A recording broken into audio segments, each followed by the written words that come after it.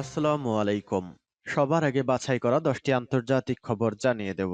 প্রথমেই থাকছে শিরোনাম। তবে তার আগে অনুরোধ থাকবে ভিডিওটিতে একটি লাইক দিবেন।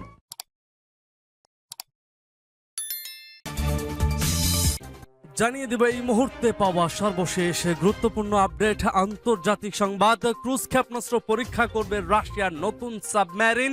যুদ্ধে 3 লাখের বেশি সেনা হারিয়েছে ইউক্রেন। এরপর জানিয়ে দেব মণিপুরে একাধিক পুলিশ চৌকিতে হামলা, অস্ত্রশস্ত্র লুট, নিহত 1। এদিকে তাইওয়ানকে উন্নত মানের ঘাঁটি হিসেবে ব্যবহারের চেষ্টা করছে আমেরিকা, উত্তর কোরিয়ার হুঁশিয়ারি। আরো জানিয়ে দেব ওরা কোরআন নয় বরং নিজেদেরকে পোড়াচ্ছে বলছে ইরানি আলেম। এদিকে মধ্যপ্রাচ্যের সব সমস্যার হোতা যুক্তরাষ্ট্র বলছে হিজবুল্লাহ নেতা। সর্বশেষ জানিয়ে দেব ইসরায়েলের সেনা ঘাঁটিতে আগুন, 5 ভবন ছাই। শুনছিলেন সংবাদ শিরোনাম, এখন বিস্তারিত। তবে তার আগে অনুরোধ থাকবে ভিডিওটিতে একটি লাইক এবং কমেন্টস করে জানিয়ে দিন এই ভিডিও সম্পর্কে আপনার মূল্যবান মতামত। ক্রুজ ক্ষেপণাস্ত্র পরীক্ষা করবে রাশিয়ার নতুন সাবমেরিন। যুদ্ধে 3 লাখেরও বেশি সেনা হারিয়েছে ইউক্রেন। ক্রিমিয়ার বেশ কয়েকটি হামলা প্রতিহত করেছে রুশ বিমান প্রতিরক্ষা ব্যবস্থা ও সশস্ত্র বাহিনীতে চুক্তিভিত্তিক নিয়োগ পদ্ধতি পরিবর্তন করেছে রাশিয়া। হুশস্য চুক্তি পুনরুজ্জীবিত হলে যুক্তরাষ্ট্র রাশিয়ার খাদ্য রপ্তানি প্রবাহিত রাখবে। সূত্র ব্লিংকেট। ডোনাল্ড ট্রাম্প প্রশাসনের প্রতিরক্ষা সচিবের সাবেক উপদেষ্টা কর্নেল ডগলাস ম্যাকগ্রেগর বলেছেন, ইউক্রেনের সশস্ত্র বাহিনীর ক্ষয়ক্ষতির পরিমাণ আনুমানিক 3 লাখ থেকে 3.5 লাখ সেনার মধ্যে। জেরেমি রায়ান স্লেট নামের একটি ইউটিউব চ্যানেলকে দেওয়া এক সাক্ষাৎকারে প্রাক্তন কর্মকর্তা বলেছেন যে পশ্চিম থেকে সামরিক সহায়তা পাওয়ার পর কিয়েভ সরকার একটি পাল্টা আক্রমণ শুরু করেছে, যা জুন এবং জুলাই মাস পর্যন্ত অব্যাহত ছিল। ম্যাকগ্রেগর বলেন, এবং এখন আমরা আগস্টে যাওয়ার সাথে সাথে এটি সম্পূর্ণরূপে ছড়িয়ে পড়েছে বলে মনে হচ্ছে। এই হামলাগুলো ইউক্রেনে পুরোপুরি নিঃস্ব করে দিয়েছে। ইউক্রেনীয় বাহিনী সত্যি ভয়াবহ অবস্থায় আছে। তারা মাত্র 1 বছর আগে যা ছিল তার একটি কঙ্কাল সংস্করণ। তিনি যোগ করেছেন, আমরা মনে করি যে 3 থেকে 3.5 লাখ ইউক্রেনীয় সেনা নিহত হয়েছে, হয়তো আরো কয়েক লাখ আহত হয়েছে। রাশিয়ান প্রতিরক্ষা মন্ত্রণালয়ের রিপোর্ট অনুযায়ী ইউক্রেনি সেনাবাহিনী 4 জুন থেকে ব্যর্থ আক্রমণাত্মক প্রচেষ্টা চালিয়ে যাচ্ছে। প্রতিরক্ষা মন্ত্রী সের্গেই শোইগু 11 জুলাই রিপোর্ট করেছেন যে কিয়েভ তার পাল্টা আক্রমণ শুরু করার পর থেকে ইউক্রেনের সেনাবাহিনীর ক্ষয়ক্ষতির 26,000 ছড়িয়ে গেছে। রাশিয়ার প্রেসিডেন্ট ভ্লাদিমির পুতিন জোর দিয়ে বলেছেন যে ইউক্রেনের সৈন্যরা ফ্রন্ট লাইন এলাকায় কোনো সাফল্য অর্জন করতে ব্যর্থ হয়েছে। মণিপুরে একাধিক পুলিশ চৌকিতে হামলা, অস্ত্রশস্ত্র লুট, নিহত 1। ভারতের বিজেপি শাসিত অশান্ত মণিপুরে উন্মত্ত জনতা বিষ্ণুপুরে একাধিক পুলিশ চৌকিতে হামলা চালিয়ে অস্ত্রশস্ত্র লুট করেছে। ইম্ফল পশ্চিমের সেনজাম চিরাংয়ে এক পুলিশ কর্মী মাথায় গুলিবিদ্ধ হয়ে নিহত হয়েছেন। এর ফলে সেখানে নতুন করে উত্তেজনা সৃষ্টি হয়েছে। গতকাল বৃহস্পতিবার হামলাকারীরা AK-47 রাইফেল, AK সিরিজের অ্যাসল্ট রাইফেল, অন্যান্য অস্ত্রশস্ত্র সহ কমপক্ষে 19,000 গুলি লুট করে নিয়েছে।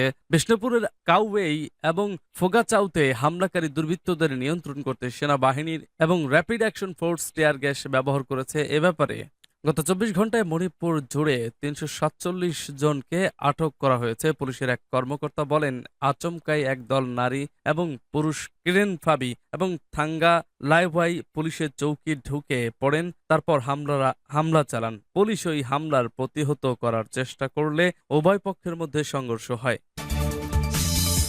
তাইওয়ানকে উন্নত মানের ঘাঁটি হিসেবে ব্যবহারের চেষ্টা করছে আমেরিকা, উত্তর কোরিয়ার হুঁশিয়ারি। এবার উত্তর কোরিয়ার হুঁশিয়ারি উচ্চারণ করে বলেছে, মার্কিন যুক্তরাষ্ট্র তাইওয়ানকে চীনের বিরুদ্ধে একটি উন্নত মানের ঘাঁটি হিসেবে ব্যবহারের চেষ্টা করছে। চীনের বিরুদ্ধে যুদ্ধ শুরু হলে তাইওয়ানকে তারা প্রথম ফ্রন্ট লাইন হিসেবে ব্যবহার করবে। তাইওয়ানকে মার্কিন সরকার নতুন করে যে সামরিক সহায়তা প্যাকেজ দেওয়ার ঘোষণা দিয়েছে তার বিরুদ্ধে কঠোর নিন্দা জানিয়েছে উত্তর কোরিয়া। দেশটি বলেছে, তাইওয়ানকে অস্ত্র সরবরাহের মাধ্যমে আমেরিকা এই অঞ্চলে বিপজ্জনক উস্কানি সৃষ্টি করেছে এবং এতে মারাত্মক আঞ্চলিক উত্তেজনা সৃষ্টি হয়েছে, যার কারণে যুদ্ধ এড়ানো অসম্ভব হয়ে উঠবে।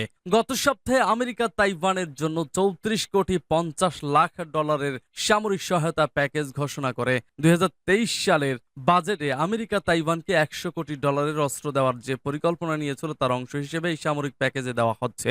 আমেরিকার এই পদক্ষেপকে মারাত্মক উস্কানি বলে নিন্দা জানায় উত্তর কোরিয়া। মধ্যপ্রাচ্যের সব সমস্যার হোতা যুক্তরাষ্ট্র, বলছে হিজবুল্লাহ নেতা। লেবাননের হিজবুল্লাহ গ্রুপের নেতা সাইদ হাসান নাসরুল্লাহ বৃহস্পতিবার বলেছেন, যুক্তরাষ্ট্র হচ্ছে মধ্যপ্রাচ্যের সব সমস্যার মূল কারণ।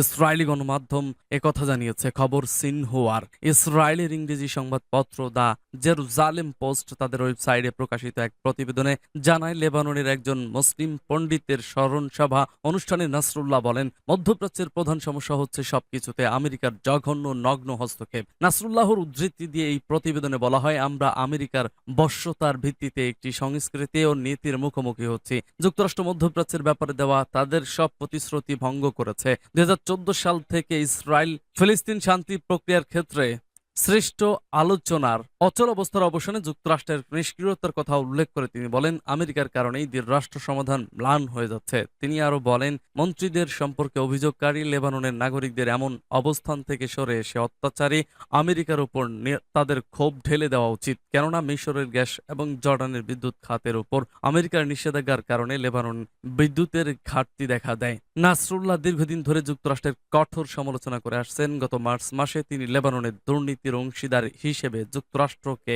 অভিযুক্ত করেন।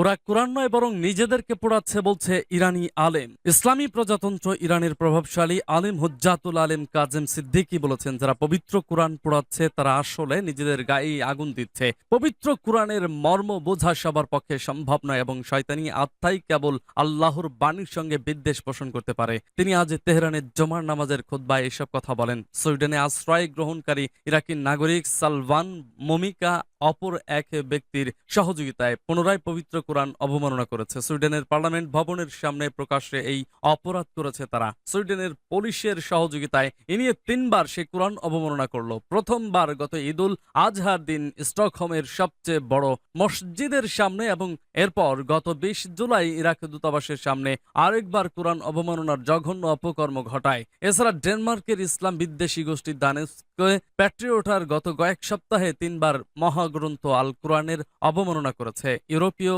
দেশগুলোতে রাষ্ট্রীয় পৃষ্ঠপোষকতায় কোরআন অবমাননার বিরুদ্ধে ইরান সহ মুসলিম সংখ্যাগরিষ্ঠ দেশগুলোতে ব্যাপক বিক্ষোভ হয়েছে। তেহরানের জুমার নামাজের আজকের খতিব অন্যান্য বিষয়ের পাশাপাশি তাকওয়া নিয়েও কথা বলেন। তিনি বলেন, তাকওয়া হচ্ছে মুক্তির মাধ্যম। ইসরায়েলের সেনা ঘাঁটিতে আগুন, 5 ভবন ছাই। দখলদার ইসরায়েলের সশস্ত্র বাহিনীর কাফির ব্রিগেডের ঘাঁটিতে আগুন লেগেছে। এটি জর্ডান উপত্যকায় অবস্থিত। বিভিন্ন সূত্রের বরাত দিয়ে ইরানের বার্তা সংস্থা তাসনিম নিউজ জানিয়েছে, অগ্নিকাণ্ডে এই ঘাঁটির 5টি ভবন ব্যাপক ক্ষতিগ্রস্ত হয়েছে। সেখানে সবকিছুই পুড়ে গেছে। শেষ খবর পাওয়া পর্যন্ত ইসরায়েলের অগ্নি নির্বাপন সংস্থার 10টি ইউনিট আগুন নেভানোর চেষ্টা করে যাচ্ছে। অস্ত্র গুদামে যাতে আগুন পৌঁছাতে না পারে সে লক্ষ্যে তারা কাজ করে যাচ্ছে। এর আগে গত জুনের শেষ দিকে দখলদার ইসরায়েলের বন্দর নগরী হাইফায় একটি শিল্প লজিস্টিক কমপ্লেক্সে আগুন